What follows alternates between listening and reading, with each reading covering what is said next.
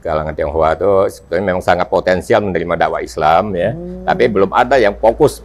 Jadi kita rata-rata setiap pekannya, setiap minggunya itu paling nggak 2 orang ada yang bersyahadat itu kalau kita lihat itu. Nggak terima anaknya diislamkan juga ada juga begitu datang tiba-tiba gebrak meja saya, datang berapa orang 3 orang 5 orang itu datang gebrak. Saya nggak terima anak saya diislamkan, minta dikeluarkan lagi dari Islam. Wah, saya bilang nggak bisa kita ngeluarkan Islam. Itu masalah pribadi ya kan, bukannya kita kan, bukan kan ya. Yang saya bilang begitu saya keluar dari masjid baru berapa meter tiba-tiba dari seberang sana ada motor nabrak kita gitu. Waktu kabur gitu kan.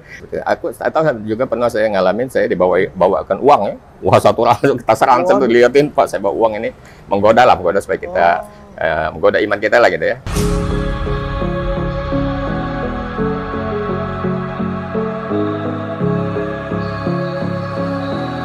Assalamualaikum warahmatullahi wabarakatuh. Alhamdulillahirabbil alamin wassalatu wassalamu ala asrofil anbiya'i wal mursalin sayyidina wa habibina wa syafi'ina wa maulana Muhammadin wa ala alihi washabihi wasallim. Alhamdulillah, segala puja dan puji hanyalah milik Allah Subhanahu wa taala. Shalawat serta salam kita selalu bermohon kepada Allah untuk senantiasa dilimpah ruahkan kepada baginda Nabi besar Muhammad sallallahu alaihi wasallam. Alhamdulillah, sekarang saya sedang berada di salah satu masjid di Jakarta Pusat ya, dan bisa dikatakan memang ini masjid yang kalau kita lihat dari luar itu unik ya. Dari deretan ruko ada satu masjid nyempil nyelip di sini ya, di sini, dan masjidnya adalah Masjid Lause ya. Adanya tepatnya di Jalan Lause di Jakarta Pusat. Jadi mungkin ini sudah banyak ya diliput oleh TV-TV dimanapun ya, TV-TV nasional, TV-TV lokal, baik itu konten-konten kreator YouTube dan sebagainya sudah banyak diliput. Namun kedatangan saya ke sini bukan untuk meliput masjid ini seperti apa, tapi ingin ngobrol ya dengan salah satu pengurus masjidnya. Wah, ini kalau bahasa pengurus masjid itu, kalau bahasa Arabnya itu mardotillah sebenarnya, bukan marbot ya. Mardotillah itu adalah orang yang ingin mendapat ridhonya Allah dengan mengurus masjid atau rumahnya Allah. Dan insya Allah kita akan bersama Pak Yusman pada hari ini. Dan kita akan ngobrol lebih banyak karena ketika saya cari tahu tentang masjid ini, itu ternyata sudah ada sekitar pokoknya ribuan lah. Nanti tepatnya kita tanya ke Pak Yusman seperti apa. Kita langsung saja ke Pak Yusman. Assalamualaikum Pak Yusman. Waalaikumsalam. Sehat ya Pak Yusman? Alhamdulillah sehat. Gimana Pak Yusman kegiatan hari ini? Alhamdulillah rutin aja kita ya, jaga di masjid ya. Ada berapa ini yang jadi pengurus masjid di sini Pak? Kalau sehari-harinya itu ada 8 orang ya. Ada 8 orang yang aktif setiap harinya. Itu bagiannya bagian apa aja tuh Pak? Masing-masing.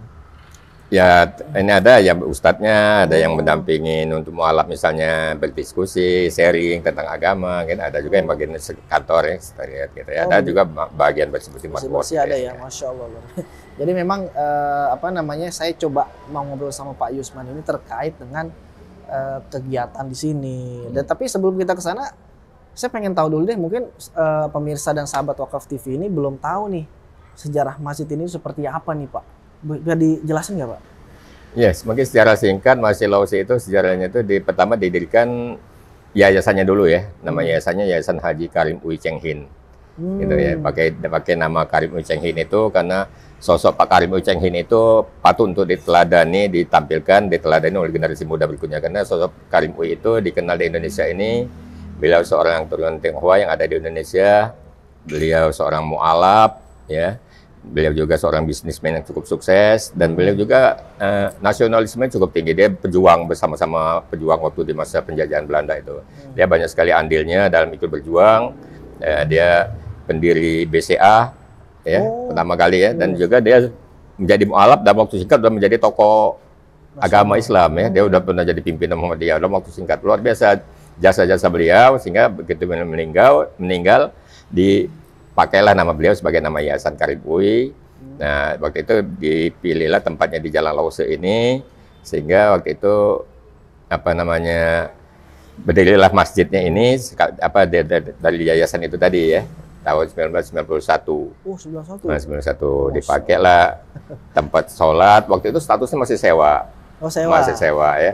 Jadi masjid itu kalau namanya statusnya sewa kan tentu nasibnya juga agak di ujung tanduk ya. Kalau nggak diperpanjang sewanya ya tamat juga gitu kan. Tapi alhamdulillah perkembangan berikutnya itu ya pemilik gedungnya menawarkan pada pengurus, ya beli aja gitu ya.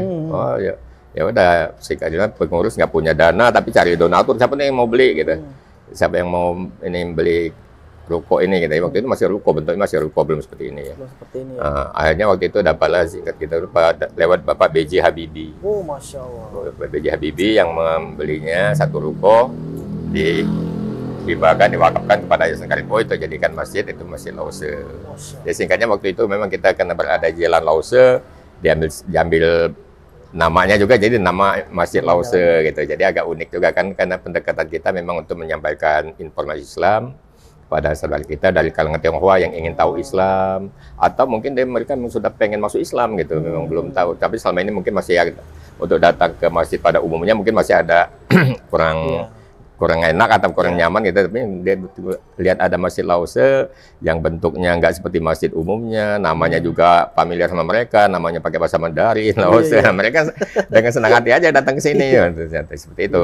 Tujuan kita seperti itu. Kita memang pendekatannya kepada saudara kita dari Tionghoa supaya mereka bisa mengenal Islam lebih ramah, lebih dekat dengan pengurus-pengurusnya gitu. Jadi merasa nggak canggung datang ke sini gitu. Iya, memang betul sih. Kalau menurut saya juga tadi tuh yang dikatakan Pak Yusman itu dibentuk dengan desain seperti ini kan, biar teman-teman dari etnis Tionghoa itu nyaman, kayak di rumah nih gitu. Iya, jadi mereka nggak merasa masuk dalam masjid gitu ya, walaupun begitu masuk ini ternyata ya kegiatannya kegiatan masjid gitu. Iya, karena memang kalau menurut saya ya, kalau dari belajar baca-baca gitu, mungkin karakter orang kan berbeda-beda ya.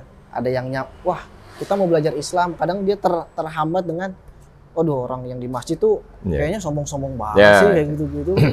Kan kayak saya niatnya mau belajar Islam gitu. Ini bagus sebenarnya kan gitu konsepnya. Alhamdulillah. Kemudian gini Pak, kegiatan di masjid ini tentunya ya pasti kan banyak ya. Nah ini saya mau tahu nih kegiatannya apa aja, apa semuanya terkait dengan yang berhubungan berbau-bau dengan Tionghoa atau tidak gitu, karena kan memang seperti ini. Ya kalau kegiatan masjid ya memang kita lebih fokus kepada menyampaikan informasi Islam ke kalangan Tionghoa ya. Memang fokusnya ke sana, kita mengambil lahan itu ya kalangan Tionghoa untuk menyampaikan Islam, karena kalangan Tionghoa itu sebetulnya memang sangat potensial menerima dakwah Islam ya.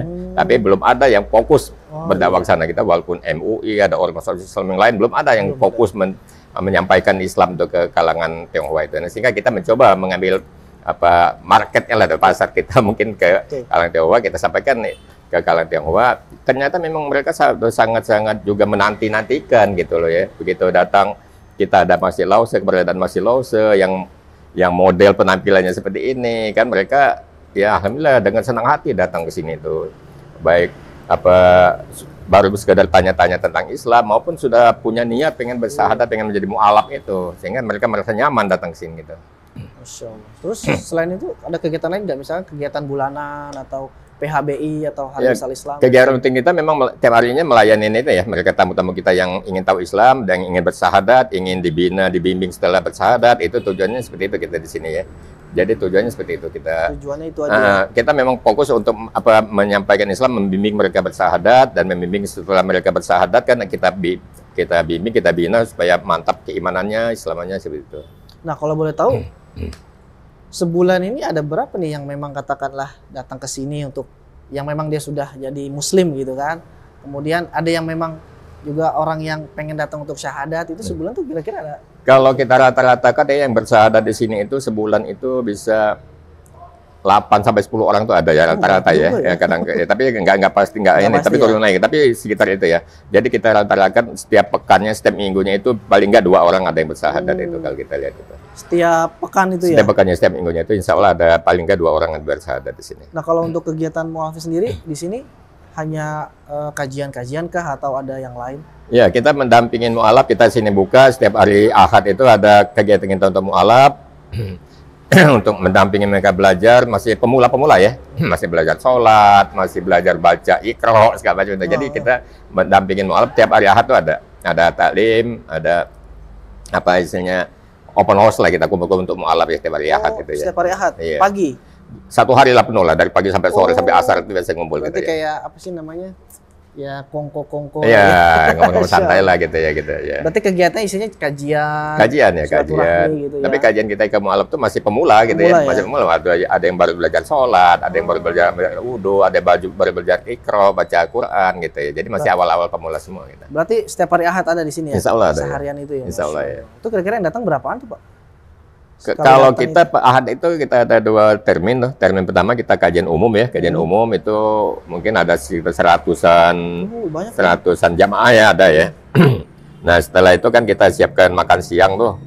Ya jamaah-jamaah kita akan makan siang. Nah itu biasanya setelah makan siang itu mualaf-mualafnya kita yang ngumpul lagi. Yang tadi belajar itu sampai asar itu mualaf-mualafnya itu mungkin nggak banyak. Tapi mungkin ada puluhan orang mungkin ada ya. Itu yang belajar-belajar itu. Banyak juga ya Pak ya? Alhamdulillah ya. Masya Allah ya. Oh, mudah-mudahan berkah nih.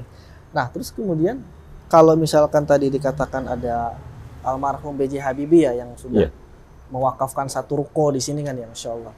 Mudah-mudahan pahala terus mengalir ke beliau. Amin.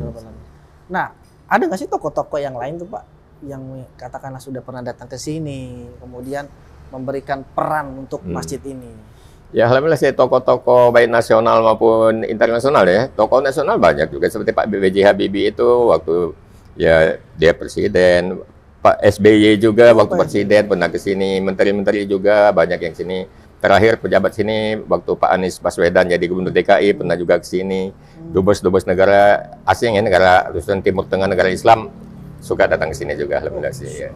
Jadi alhamdulillah ya untuk perhatian dari tokoh-tokoh itu baik di luar negeri maupun dalam negeri itu terhadap Masjid Lausu ini ya sangat baik gitu ya. Masya Allah, luar biasa. Nah Pak, saya tuh tadi kan kita ngobrol sebentar ya di atas ya. Nah saya tertarik tuh dengan kisah Bapak tuh, cerita Pak Yusman itu menjadi seorang pengurus dan pembina mualaf ya di sini ya. Nah itu tadi cerita suka dukanya, wah itu luar biasa itu Pak. Ini kayaknya perlu dibagikan nih Pak ke pemirsa Wakaf TV nih Pak. Nah itu suka dukanya gimana tuh Pak? Coba ceritain Pak. Iya sebetulnya kalau bilang suka duka tapi saya anggap suka aja semua ya. Dukanya nggak ada duka lah kita apapun kita alami kita anggap suka aja gitu ya. Yang alhamdulillah memang banyak sih pengalaman-pengalaman yang kita temuin selama saya di sini. Saya di sini itu sudah 28 tahun ya. Tahun 1994 saya pertama gabung di sini ya. Alhamdulillah sudah ada berapa ribu mualaf kita yang kita bersada di sini. Dan itu memang pengalaman-pengalaman itu banyak juga, unik-unik juga ya. Kita membimbing. Islam itu biasanya pilihan terakhir itu.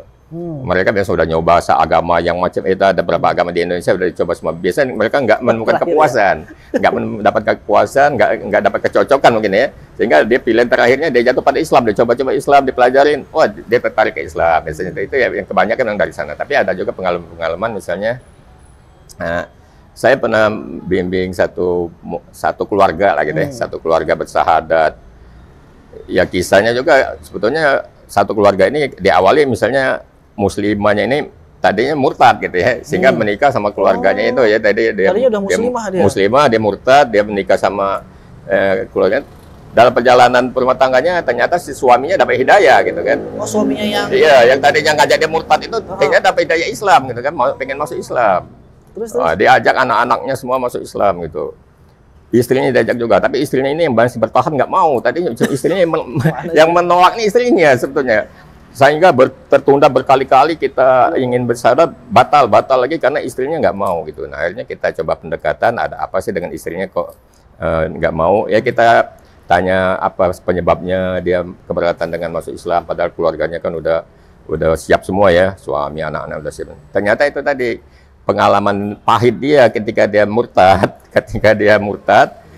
pengalaman pahit yang dialami dari keluarganya itu, ya tentu keluarganya marah kan, marah. Nah dia di situ mungkin masih merasa sakit hati, merasa dendam kepada keluarganya yang mengucilkan dia, marah segala macam, mungkin diperlakukan yang nggak baik, sehingga dia merasa dendam kepada keluarganya, sehingga dia nggak mau masuk Islam lagi, dia nggak mau. Nah, padahal keluarganya yang suaminya, anak-anaknya itu udah siap sekali masuk Islam, sehingga kita panggil baik-baik si ibu tadi, kita ngobrol baik-baik, kita jelaskan siapa adanya itu.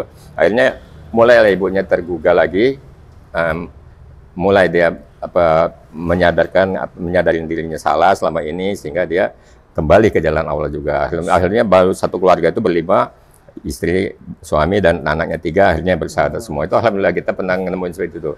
Jadi pengalamannya itu ya halangannya itu justru itu ya. Tapi Banyak kita ya. coba pendekatan kita dengan humanis lah, kita ajak ngobrol baik-baik, kita jadi dialog kenapa ibu tadi nggak mau masuk Islam lagi. Ternyata itu tadi masalahnya cuma sepele itu aja. Dia merasa tersakitkan waktu masih kenangan dia waktu dia murtad gitu. Tapi gitu kita jelaskan baik-baik. Alhamdulillah dia sadar, dapat hidayah lagi, dia kembali lagi ke jalan Islam. Itu. Masya Allah, luar biasa. Itu prosesnya berapa lama itu Pak? Seingat saya mungkin ada sekitar 3 bulan lebih lah, kurang lebih 3 bulan saya membujuk-bujuknya itu ya, memberikan pengertian kepada si istrinya itu kenapa dia itu. Alhamdulillah sih. Karena ini profesi seperti Pak Yusman ini jarang loh. Dan ini Masya Allah lah Pak Yusman ini kalau buat saya itu menjadi sebuah apa ya, profesi inspirasi lah kalau kayak gitu. Yang memang orang-orang tuh nggak banyak yang seperti Pak Yusman gitu kan, dan nggak banyak yang mau. Kemudian pernah nggak sih Pak Yusman ketika membimbing mu'alaf gitu kan, atau mengurus masjid ini gitu? Karena kan kalau kita pernah ngeliat di video itu ada anaknya masuk Islam gitu kan, terus kemudian orang tuanya datang bawa pengacara, nah kayak gitu-gitu. Betul. Atau ada kisah yang lebih mengerikan gitu Pak? Ya alhamdulillah saya ada beberapa kali ngalamin itu seperti pernah ya? Pernah. Begitu kita ada si calon mu'alafnya datang, tiba-tiba kita lagi ya wajar kita dialogin apa tujuan dia segala macam, tiba-tiba datang katakanlah pasukan polisi lah gitu ya. Berapa orang polisi datang ke ruangan saya, langsung di bawahnya saya dengar infonya ada berapa juga yang jaga di luar. Ya, itu tadi. Ternyata ya miskomunikasi aja. Polisinya dapat info bahwa ada anak ini diculik lah gitu, atau infonya atau dihipnotis segala macam, katanya akan diislamkan segala macam. Dan gitu kita lihat kan ini anaknya kan, kita silakan polisi untuk menanyakan langsung kan, polisi kan punya pengalaman ya kan, bisa investigasi atau segala macam kan, silakan kita persilakan. Ternyata nggak ada masalah apa-apa. Memang masuk Islamnya kemauan sendiri, atas kemauan sendiri, atas kesadaran sendiri, dalam keadaan sehat, jasmani rohaninya aja nggak ada masalah. Akhirnya ya alhamdulillah nggak ada masalah itu ya, kita bisa selesaikan, kita tetap bimbing syahadatnya. Ada juga yang datang tiba-tiba nggak terima anaknya diislamkan juga, ada juga begitu datang tiba-tiba gebrak meja saya, datang berapa orang 3 orang 5 orang datang gebrak, saya nggak terima anak saya diislamkan, minta dikeluarkan lagi dari Islam. Wah, saya bilang nggak bisa kita mengeluarkan Islam, itu masalah pribadi ya kan, bukannya kita kan, bukan kan ya. Ada seperti itu. Jadi banyak pengalaman sudah. Atau kita juga banyak pengalaman yang saya bilang begitu saya keluar dari masjid baru berapa meter tiba-tiba dari seberang sana ada motor nabrak kita gitu, waktu kabur gitu kan. Alhamdulillah itu kita alami. Itu sering Pak? Sering nggak, tapi pernah ngalamin ya. Pernah ngalamin ya? Ya seperti itu. Atau juga pernah saya ngalamin, saya dibawakan uang ya. Wah, satu kita serang sambil liatin, Pak saya bawa uang ini, menggoda supaya kita menggoda iman kita lah gitu ya. Akhirnya saya usir aja, saya tarik ke bawah, saya suruh pulang gitu. Loh, emang dia bawa uang buat apa itu Pak? Menggoda saya supaya saya keluar gitu dari Islam gitu. Loh. Supaya saya berdakwah lah gitu, berdakwah Islam gitu ya. Mendakwah ya supaya saya berhenti dari ini. Nah itu perasaan Pak Yusman gimana tuh Pak kayak gitu Pak? Alhamdulillah ya, kita ya semakin memantapkan ya, kita pasti Allah akan menguji kita dengan segala macam ya. Dan kita yakin ya itu ujian ya, kita bismillah, kita di jalan Allah ya, kita tetap ya istiqomah aja insya Allah gitu. Kalau sewaktu-waktu katakanlah ada yang katakanlah terlukai secara fisik gitu, Pak Yusman udah siap ya untuk itu semua ya? Iya insya Allah, mudah-mudahan sih nggak sampai terjadi gitu. Tapi insya Allah kita ya lillahi ta'ala ya, kita serahkan pada Allah, gitu, pasar pada Allah. Jadi kita pengalaman seperti itu. Atau kita juga pengalaman ini mungkin satu pengalaman bagi umat Islam juga tentang pemurtatan itu ya. Kita yakinlah pemurtatan itu benar-benar ada gitu. Kita merasakan sekali, jangankan yang masih hidup ya, jangankan muslim yang masih hidup. Terhadap yang sudah meninggal pun itu biasanya mereka akan tetap berusaha untuk diurus dengan cara non-Islam gitu. Kita sering rebutan jenazah. Ya Allah. Rebutan jenazah kita. Itu gimana tuh Pak kalau ada kasus kayak gitu? Nah itu saya pernah alamin itu. Ketika kita dapat info ada mu'alaf kita yang meninggal, wafat gitu, dia diambil oleh keluarganya yang belum Muslim, mau diurus secara non-Islam. Tapi kita dapat telepon, dapat info dari tetangga-tetangganya, Pak ini ada mu'alaf Lause, ada meninggal tapi diambil keluarganya mau diurus. Jadi saya datang waktu itu, saya diutus dari pengurus, saya datang berdua dari teman-teman waktu itu sudah di rumah duka. Di rumah duka saya datang, kita dialog baik-baik, tadinya ya agak alot juga ya dialog kan, tapi dengan kita keyakinan kita bahwa kita akan ya ini saudara kita, udah Muslim kita akan urus secara Islam gitu kan. Alhamdulillah begitu berdebat ini kan nggak selesai. Akhirnya saya ada satu titik poin saya menangnya itu debat itu ketika mereka menggertak saya dengan uang gitu.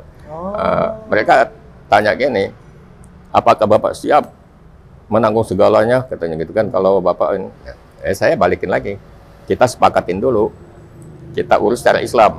Kalau sepakat urus secara Islam saya tanggung jawab segitu. Nah, udah oke kan, oke kalau gitu. Wah, dia menyodorkan daftar biaya peti mati sekian, biaya rumah duka sekian gitu kan. Saya tenang aja. Kan dia pikir kalau dengar juta-jutaan mungkin saya agak mundur gitu. Tapi saya tenang aja. Begitu dia sampaikan semua anggaran-anggaran itu kan saya bilang, tadi kan kita udah sepakat nih akan diurus secara Islam. Iya. Nah, dalam Islam nggak ada peti mati saya gituin. Nah, kita coret deh biaya peti mati saya bilang. Nggak dalam Islam. Nah, dalam Islam nggak ada rumah duka. Begitu meninggal langsung dikuburkan. Nggak boleh kita coret deh biaya rumah duka. Begitu itulah dia merasa kalah di debat itu, mereka langsung bubar, langsung pulang semua. Akhirnya saya langsung telepon Rumah Sakit Islam, minta ambulan, diambil ambulan langsung kita urus, kita bawa ke makam. Alhamdulillah seperti itu. Waktu ya kalau saya misalnya kalah gertak untuk mereka itu mungkin saya udah ada jarang ya, tapi enggak, kita alhamdulillah ya Allah kasih poinnya, kita menang, poin bicaranya di situ. Betul Pak. Wah, itu sih kalau buat saya sih memang perlu mental yang iya. Gitu kan. Waktu itu saya sendirian ngadepin keluarganya, mungkin sendirian? Ada mungkin 10 orang kan ada gitu, mungkin saya sendirian itu di ruangan itu, di ruangan difasilitasi oleh rumah duka itu kan kita berdua. Ya tapi alhamdulillah sih begitu dan mereka gertak dengan itu saya tenang gitu, saya tetap aja begitu ya. Poinnya gitu kan, kita cara Islam kan nggak ada rumah peti mati, nggak perlu ya, udah akhirnya saya menang, udah ambil jenazahnya kita bawa pulang gitu. Berarti rumah duka nggak ada, peti mati nggak ada, ya udah nggak bayar apa-apa ya. Jika saya telepon 6 bulan Rumah Sakit Islam datang, bawa ke ini, kita kubur baik-baik lagi di daerah Cengkareng sana itu, kita bawa ke sana kubur itu. Tapi Pak, ini kira-kira yang menjadi Muslim di sini udah berapa orang Pak dari awal terbentuknya ini? Iya, kita awal terbentuknya itu tahun 1991 itu belum mengadakan pengislaman di sini ya. Kita belum pengislaman di sini, kita setiap yang mau masuk Islam kita rekomendasikan ya ke Istiqlal, ke Masjid Sunda Kelapa, ke Al-Azhar, pokoknya macam-macam besar lah kita rekomendasikan. Nah, tapi begitu banyaknya permintaan mereka ingin bersahadat di Masjid Lause. Nah, itu barulah tahun 1997 kita baru melayani pengislaman di sini. Nah, itu sampai sekarang itu mungkin udah ada, kalau nggak salah 1.800-an ya, kalau nggak salah ya. 1.800, dan itu sebagian besarnya itu lebih, mungkin hampir 99% lah gitu ya, itu dari kalangan Tionghoa. Dari kalangan Tionghoa yang masuk Islam bersahadat di sini itu ya. Oh, itu mayoritas dari kayak kalangan Tionghoa. Iya sih benar ya, karena memang merasa kayak di rumah. Iya, karena kita memang mengambil lahannya ini memang di daerah pecinan. Daerah pecinan ini kan memang daerah lingkungan mereka, yang mereka mempermudah mereka untuk datang untuk tanya tentang Islam, atau juga mereka punya niat pengen udah menjadi mu'alaf, itu tadi mereka lebih mudah datang gitu. Tapi kalau yang selain dari Tionghoa ada juga nggak Pak? Alhamdulillah ada sih, yang dari kalangan kita juga ada orang asing juga ada. Orang asing juga ada ya, saya suka bimbing orang bule, orang Amerika, orang Jerman, orang itu ya, atau orang India, orang itu ada sih. Tapi Pak, kebanyakan gini Pak, saya mau tanya, kebanyakan dari saudara-saudara kita yang masuk Islam di sini tuh alasannya apa sih mereka tuh, kalau boleh tahu? Ya kalau kebanyakan itu perbandingan ya, perbandingan. Mereka udah banding-banding, saya bilang dari awal tadi, saya bilang bahwa mereka biasanya udah coba beberapa agama lah gitu ya. Mereka coba nggak menemukan kepuasan lah, mereka coba, mereka biasanya barulah terakhir pilihan dia Islam, dia coba pelajarin Islam. Di situ mereka oh ini yang benar-benar saya temukan gitu, yang apa saya cari selama ini, seperti itu kebanyakan. Ada nggak sih yang datang ke sini tuh tiba-tiba gitu mau jadi Muslim gitu katakanlah? Karena saya mimpi apa gitu. Ada banyak pengalaman dari mimpi juga banyak, dari pengalaman pergaulan juga ada. Tapi kita lihat juga banyak yang kami itu dalam keluarganya insya Allah sudah mulai ya saling bertoleransi, ya nggak ada masalah lagi. Kalau ada keluarga yang dapat hidayah, mereka izinkan gitu. Alhamdulillah. Udah banyak kita yang orang tua yang datang menyaksikan anaknya untuk bersahadat, alhamdulillah seperti itu. Karena kan kalau saya ngobrol sama teman-teman mu'alaf lainnya itu, memang stigma negatif terhadap Islam itu kan kenceng banget ya dari kalangan Tionghoa itu kan, sampai ya saya sering dengar bahwa memang agama apa aja boleh, asalkan jangan Ya Islam. betul itu Banyak poinnya gitu ya? situ, banyak seperti itu ya. Selama ini seperti itu. Tapi belakang tadi saya bilang tadi udah banyak mereka yang diantar oleh Diantar, keluarganya ya. yang belum Islam atau sahabatnya yang belum Islam mengantarkan temannya untuk bersyahadat itu udah banyak. Alhamdulillah. Tapi kalau mau katakanlah mau syahadat di sini, apakah langsung bisa ngurus sertifikat dan sebagainya atau gimana? Iya betul. Tapi kita akan berikan piagam keislamannya ya di sini. Piagam. Tapi ada tugas yang harus dia penuhin gitu ya. itu? Kita kasih tugas, dia harus bisa sholat. Minimal dia hafal surah Al-Fatihah dan gerakan sholat dia harus hafal. Gitu. Yang kedua dia harus menghadirin taklim kita di sini paling enggak 4 kali dia hadir ikut taklim kita. Barulah setelah kita lihat itu baru kita berikan piagamnya gitu. Ya, jadi ada tugas untuk mereka. Jadi kita nggak langsung lepas aja begitu syahadat kita lepas nggak, kita ikuti perkembangannya tadi minimal dia udah bisa sholat gitu. Buat komitmen juga ya. Iya. Gitu ya. Karena kalau main lepas aja khawatir balik Khawatir lagi. juga. Jadi Karena kita kan- mencoba itu. Iya, karena kan kita juga ingin menjaga ya keislaman mereka. Betul. Kita juga punya tanggung jawab moral juga ya. Tanggung jawab Iya, kita betul. syahadat kita ingin supaya minta istiqomah sampai akhir hayatnya dalam iman Islam itu. Masya Allah, luar biasa nih Pak. Nah, kemudian fokus dakwah daripada masjid ini itu ke arah mana nih Pak? Apakah memang ada apa namanya menyebar luaskannya melalui apa dengan apa gitu? Seperti Ya, itu. kita itu sebetulnya poin pentingnya dari Masjid Lause, keberadaan Masjid Lause itu sebenarnya kita ingin memberikan sumbangsi pada bangsa Indonesia ini dalam hal menuntaskan masalah pembauran. Sebetulnya itu masalah pembauran yang kita ingin berikan sumbangsi kita. Kita mencoba pendekatannya itu melalui agama mayoritas. Pembauran itu akan tuntas gitu. Itu kita punya resepnya seperti itu. Ya. Apa tadi Pak? Coba ulang Pak. Ya, Resepnya. jadi resepnya itu kita melihat masalah pembauran ya. Pembauran itu dalam hal ini kita pakai tanda kutip pri dan non pri ya. Pri non pri-nya itu dari Turun Tionghoa. Kita melihatnya seperti itu. Pembauran itu akan tuntas kalau lewat agama mayoritas. Masya Kita lihat gitu. Contohnya gini, kita ambil contoh. Negara tetangga kita lah gitu. Misalnya Thailand. Thailand itu mayoritas Buddha gitu ya. Begitu orang Tionghoa datang ke Thailand itu mereka langsung membaur dengan agama mayoritas. Langsung menjadi Buddhis kita agama Buddha. Nggak ada masalah di Thailand. Atau mereka ke Filipina. Filipina itu mayoritas Katolik. Mereka akan membaur dengan agama mayoritas sana. Nggak ada masalah di sana. Di Singapura juga gitu. Protestan Kristen nggak ada masalah juga kan. Begitu di Indonesia yang mayoritasnya Islam, tapi sepertinya ada jarak. Ya itu tadi kan, seperti ada jarak dengan agama mayoritas Islam. Nah kita melihat di situ sumber masalahnya, kenapa masalah pembauran di Indonesia itu masih belum tuntas lah gitu ya. Sehingga kita mencoba menawarkan debat agama. Bukan berarti harus masuk Islam. Oke. Masuk Islam apa enggak itu kan masalah hidayah. Ya, Hidayah kan haknya Allah bukan hak Ya. kita ya. Tapi paling enggak bisa berdampingan, bisa ya saling dengan agama mayoritas itu saling hidup bersama lah gitu ya.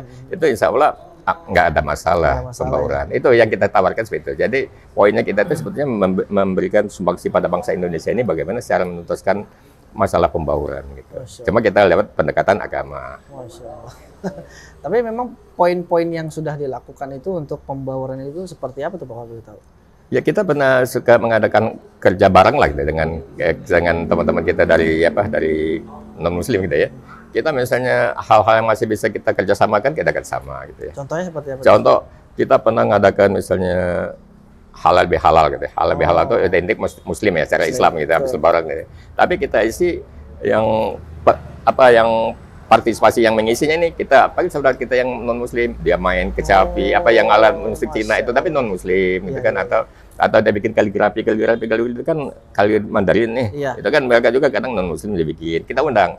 Atau waktu itu kita juga pernah mengadakan waktu masih zaman Orde Baru itu masih penataran P4. Kita adakan penataran P4 pembauran. Kita gabungkan antara pri dan non pri hampir 1 minggu bersama-sama kan otomatis membaur tuh. Alhamdulillah kita ada beberapa hal yang kita coba menggabungkan atau suatu kegiatan yang mencampurkan antara lintas agama, lintas suku lah gitu ya. Insya Allah itu jadi poin-poin kita yang bisa diterima dengan baik mereka, sehingga kita juga menjadi suatu tempat yang menjadi tujuan saudara kita yang ingin sharing diskusi masalah pembauran. Banyak yang datang ke sini, baik mahasiswa, baik dari kalangan agama-agama yang lain, datang ke Masjid Lause ini, sekadar sharing bagaimana masalah pembauran itu. Bahkan kita pernah kedatangan dari mahasiswa dari USA sana, dari Michigan, Amerika sana pernah datang ke sini dialog tentang itu, tentang pembauran itu. Oh, tentang itu. Udah ada yang riset ke sini juga berarti. Alhamdulillah, iya. Masya Allah, luar biasa. Nah, kemudian ini Pak, tadi saya masih tertarik dengan kisah mu'alaf itu Pak, yang memang beragam macamnya. Ada nggak sih Pak kisah unik mu'alaf lainnya tuh, yang katakanlah misalkan memang dia itu dimusuhi sama keluarganya ketika dia mu'alaf dan lain sebagainya gitu. Ada nggak sih Pak yang Iya, ada awal-awalnya banyak ya kita yang mu'alaf kita yang seperti tadi, yang belum keluarganya belum boleh tahu lah istilahnya keislaman tentang Islamnya ya, banyak sih yang sembunyi-sembunyi keislamannya seperti itu. Nah, tapi kita selalu menekankan pada mu'alaf kita itu perbaikin akhlaknya itu ya. Akhlak aja. Dia begitu dia masuk Islam, walaupun dia belum bisa terang-terangan dia keislaman, dia tunjukkan akhlaknya yang baik aja, akhlaknya yang mulia. Dia harus hormat pada orang tuanya, harus lebih hormat dari sebelumnya, lebih sayang, lebih peduli. Seolah dengan tadi mungkin awalnya menolak, kalau lebih melihat keluarganya, anaknya tadi masuk Islam menjadi luar biasa baiknya akhlaknya, ya siapa tahu itu juga hidayah pada mereka yang tadinya anti memusuhi, berbalik menjadi dapat hidayah masuk Islam itu. Alhamdulillah kita seperti itu, kita banyak kejadian seperti itu. Banyak mereka kita suruh pelan-pelan, dia sembunyi-sembunyi dulu, tapi perbaikin akhlaknya, bikin akhlaknya yang mulia di dalam keluarga itu, insya Allah itu juga jalan hidayah keluarganya untuk dapat hidayah Islam itu. Amin. Masya Allah, luar biasa. Terus satu lagi nih Pak, mungkin yang saya pengen tahu itu terkait dengan apa yang Bapak lakukan dari tahun 94 ya, sampai sekarang ini. Ini kan sebenarnya, saya mau tanya dulu, Bapak sebelumnya belajar nggak sih di tempat lain terkait dengan pengurusan kayak gini-gini? Saya sebetulnya enggak belajar ya. Saya tuh memang dari mudanya lah, masih muda-muda mahasiswa itu salah satu hobi saya itu koleksi masjid gitu. Koleksi masjid, dan saya senang ke masjid-masjid gitu. Sehingga waktu itu saya tahun 94 itu saya baca berita ada tentang Masjid Lause gitu, tentang Masjid Lause ini ya. Saya baca berita ada Masjid Lause, saya coba datang ke sini. Wah, kayaknya menarik juga. Akhirnya pengurus juga waktu itu ya mengajak saya terlibat juga. Akhirnya ya, itu aja tiba-tiba. Saya nggak punya basic sekolah agama ya, tapi saya karena kecintaan saya suka ke masjid, akhirnya saya ketemu Masjid Lause ini kok cocok, kayak saya gabung sini. Masya Allah. Karena gini, mungkin pengalaman kali ya Pak Yusman juga ya. Nah, kalau boleh tahu itu tips-tipsnya itu Pak, gimana tuh Pak? Biar kita bisa, katakanlah gini, yang nonton nih, biar yang nonton itu tahu nih, kayaknya saya tuh lebih ke kayak Pak Yusman deh, gitu katakanlah gitu kan. Ini gimana nih Pak caranya? Ya Pak, pertama kita berkecimpung sehari-harinya itu berhadapan dengan mu'alaf ya. Mu'alaf ya, itu perlakuan khusus yang harus kita lakukan. Kita paling sabar, kita harus sabar banget menghadapi mu'alaf itu. Bagaimana berdakwah kepada mu'alaf itu kita mungkin melihat menyampaikan kepada mu'alaf itu sosok Allah itu dari sisi yang Allah itu Maha Rahman, Maha Pengasih, Maha Penyayang, Allah Maha Penerima Tobat, Maha Pengampunnya. Jadi kita nggak menyampaikan bahwa Allah itu ini dosa, ini haram, ini neraka. Kita nggak sampaikan itu. Kita sampaikan Allah itu Maha Pengampun, Allah itu Maha Pengasih, Penyayang. Karena kalau kita sampaikan ini dosa, haram, masuk neraka, dia bilang, buat apa saya masuk Islam, masuk neraka juga, gitu kan. Saya ini pengen masuk surga, masuk Islam nih kan, gitu. Jadi sehingga kita sampaikan. Jadi yang penting jangan syirik, jangan berbuat syirik. Itu yang penting. Allah akan ampuni dosa-dosa kita, semua dosa kita, salah kita kalau kita bertobat minta ampun, kecuali dosa syirik kan. Nah, kita sampaikan itu. Jadi yang paling penting akidahnya mantapkan Tuhan itu Allah titik. Jangan sampai punya keyakinan selain Allah ada Tuhan lain. Itu kita mantapkan itu, mereka udah mantap, insya Allah ibadah-ibadahnya itu mereka akan menyesuaikan, akan mengikuti itu ajaran-ajaran sebenarnya itu nanti. Tapi kita sampaikan itu tadi, kita melihatkan Allah itu Maha Pengampun. Karena mu'alafnya kita nggak bisa langsung saklek menyampaikan.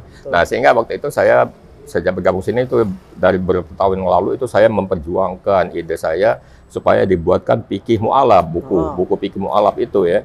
Alhamdulillah kira-kira mungkin 3 tahun 4 tahun yang lalu itu sebelum pandemi, ketika ada fokus berdiskusi di Basnas dan MUI, Kementerian Agama dan ormas Islam yang lainnya, saya sampaikan ide itu untuk buatkan buku fikih mu'alaf. Alhamdulillah waktu itu disambut dengan baik ide saya, usulan saya, sehingga terbitlah buku fikih mu'alaf itu dari MUI dan Basnas waktu itu yang menerbitkannya itu. Itu buku fikih mu'alaf itu buat apa itu Pak? Apa buat pembimbingnya atau buat mu'alafnya tuh? Ya itu untuk pembimbingnya dan mu'alafnya juga. Jadi pembimbingnya menyampaikan mu'alaf tuh kita punya referensi gitu loh. Kita kan kalau mu'alafnya sebetulnya sesuatu misalnya yang kita katakanlah ini ya agak susah menyampaikan ke mu'alaf ya, tapi kita harus punya pegangan gitu loh. Misalnya kita ambil contoh ini. Kita ambil contoh satu pertanyaan mu'alaf yang sangat sulit kita jawab itu. Kalau misalnya suami istri ini tiba-tiba salah satu dapat hidayah atau istrinya dapat hidayah masuk Islam. Dia tanya, apakah saya harus cerai dengan suami saya? Kan kita repot menjawabnya itu. Iya, Kalau iya. saya cerai, ya bubar rumah tangga saya. Mungkin dia nggak jadi masuk Islam itu ya. Kalau kita bilang iya nggak apa-apa, ya ini hubungan dia sama istri gimana? Iya. Dan itu tentu ada yang mengatakan zina segala macam. Kan ini kan suatu problem bagi kita Iya, pembina mu'alaf betul. untuk menyampaikan kan. Betul. Nah kita pelan-pelan lah menyampaikannya. Kalau kita punya referensi pegangannya, ya kita bisa sampaikan gitu. Ya apakah kalaupun masih boleh berapa lama waktu toleransinya gitu kan ya. Nah seperti itu. Jadi problem-problem pembina mu'alaf tuh menghadapi mu'alaf tuh ya banyak hal-hal yang kita belum bisa saklek menyampaikan apa adanya. Gitu. Berarti apa namanya? Sudah ada ini ya Pak ya? Maksudnya yang meneruskan Pak Yusman nih? Yang meneruskan Pak Yusman nanti udah ada gitu? Yang kemana tuh ke? Yang untuk tugas-tugas. Alhamdulillah insya Allah ya selalu Allah ganti. Silih berganti Iya. aja insya Allah ada. Karena kan biasanya kan yang memang spesifik seperti orang yang memang Pak Yusman ini susah nih. Nah, ya enggak juga lah, insya Allah ada, ya Allah selalu. Itu yang pertama saya sampaikan ide pertama itu bahwa tentang buku fikih mu'alaf untuk menghadapi mu'alaf. Yang kedua ada problem mu'alaf yang sering kita temuin itu. Mu'alaf itu begitu masuk Islam ada mungkin ya boleh katakan oknum atau apalah gitu, bawa piagam datang ke sana ke sini menyampaikan demo alam minta sumbangan segala macam itu kan itu kan satu hal yang ada pakai gitu, ada Pak? beberapa yang itu kan kita dapat laporan dari masjid mana, dari pengurus masjid mana, ini ada mu'alafnya begini. Nah itu saya pernah udah sampaikan ide itu supaya dibuatkan semacam maaf kata mu'alaf center. Mu'alaf center itu kita konsepnya mungkin seperti BLK Balai Latihan Kerja gitu ya. Iya, Jadi mu'alaf yang masuk Islam bisa dimasukkan di sana, bisa dikasih pelatihan untuk apa keterampilan untuk apa bekal hidup dia lah dan juga memantapkan iman Islamnya itu. Kalau mereka udah masuk itu, insya Allah begitu keluar beberapa bulan atau 1 tahun dia keluar udah bisa mandiri, udah bisa mantap. Nah itu belum terwujud yang untuk mu'alaf center itu belum. Waktu kita pernah sampaikan, mungkin insya Allah kalau ada lembaga-lembaga amil zakat atau orang-orang yang agnia lah, orang kaya yang punya itu mungkin bisa mewujudkannya. Tapi kalau kita lewat pemerintah mungkin agak sulit ya. Itu anggarannya ya. Tapi kalau lewat lembaga-lembaga zakat mudah-mudahan bisa diwujudkan itu. Jadi bikinlah semacam kayak BLK, ya. Di mu'alafnya yang masuk Islam kita bina di sana, kasih keterampilan, kita kasih mantapkan iman Islamnya dengan ilmu-ilmu agama. Begitu mereka keluar, insya Allah nggak ada lagi yang minta-minta apa bawa piagam ke sana kemari itu, insya Allah nggak ada. Gitu. Amin, mudah-mudahan ini segera terwujud ya Pak. Insya Allah, mudah-mudahan ada yang mendengarkan bisa mewujudkan. Ya. Karena kan mudah-mudahan ini pemirsa Wakaf TV yang doyan sedekah nih. Amin ya, insya Allah ya bisa mewujudkan ya. Nih. Karena kita juga miris juga ngelihatnya kan. Kita dapat laporan, oh ini mu'alafnya Pak, bawa piagam minta tapi di sana ada lagi, ke sana lagi kan. Ada yang seperti itu. Mungkin kita katakan oknum lah, tapi kan nggak semua ya. Ada beberapa orang, tapi apa? Ya ini meresahkan loh Pak. Citranya negatif, iya, jadi kan untuk mu'alaf yang benar-benar masuk Islam, jadi orang punya wah jangan-jangan cuma mau minta sumbangan, gitu kan. Padahal enggak kan, padahal cuma oknum-oknum aja yang seperti itu kan. Oke Pak, nih cuman mungkin satu lagi ya. Harapan Bapak nih Pak sebagai pembina dan pengurus mu'alaf gitu kan, kepada para mu'alaf dan yang kedua kepada para kaum muslimin, karena kan tadi kalau saya lihat itu ada dua nih, kita membicarakan tentang kita nih sebagai kaum muslimin, kemudian membicarakan tentang mu'alaf yang terkait dengan akhlak juga dan sebagainya. Ini harapannya seperti apa Pak untuk dua golongan ini nih, mu'alaf dan muslim tadi? Ya, kita harapkan kalau mu'alaf tadi ya seperti tadi ya, kita harapkan lewat mu'alaf ini jalan hidayah keluar datang kepada keluarga-keluarganya ya, lewat mu'alaf tadi dengan memperbaiki akhlaknya. Itu kita harapkan jadi lewat mu'alaf kita di satu rumah itu tadinya ya belum muslim, begitu dia masuk Islam dengan akhlak yang mulia, insya Allah satu keluarga itu nanti akan ikut juga mendapat hidayah iman Islam yang kedua itu. Yang pertama kita harapkan seperti itu. Semakin banyak yang mendapat hidayah masuk Islam itu tentu harapan kita seperti itu ya.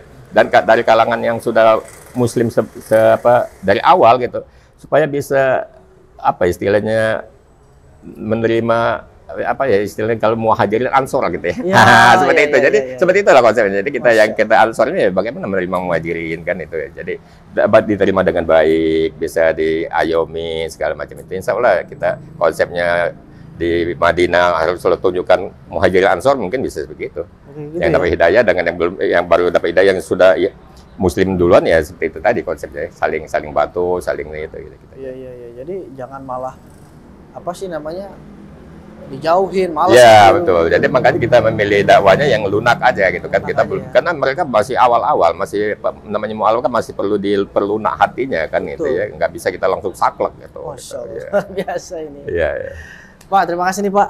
Jazakallah khair atas Baik, iya. bincang-bincangnya nih ya. Alhamdulillah, Mudah-mudahan Masjid Lause ini bersama para pengurusnya diberikan keberkahan. Amin. Insya Allah kita semuanya, insya Allah dakwah Amin. Islam semakin berkembang, Amin. semakin banyak dapat hidayah dan kita semua Amin. insya Allah kita bisa berkumpul lagi di surga nanti. Amin, ya rabbal alamin, ya Allah. Itu yang kita harapkan. Amin, iya, iya. Ya. Baik, sahabat dan pemirsa wakaf dimanapun Anda berada, alhamdulillah. Jadi kita sudah berbincang, kita banyak dapat ilmu ya dari Pak Yusman ini, luar biasa loh.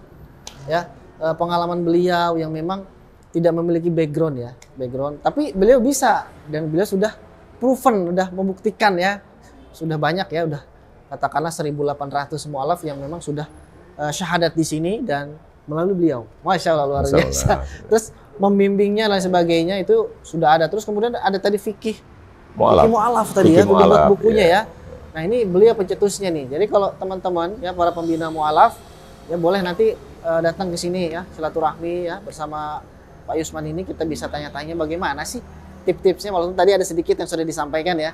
Karena saya yakin baru sedikit Pak. Karena masih banyak nih yang belum digali dari Pak Yusman ya. Sahabat pemirsa wakaf dimanapun Anda berada, terima kasih atas waktunya untuk bisa menyaksikan bincang-bincang kita ini. Mudah-mudahan ini bisa menjadi ilmu yang bermanfaat bagi kita semua dan bisa kita terapkan dalam kehidupan sehari-hari. Sekian dan terima kasih. Assalamualaikum warahmatullahi wabarakatuh.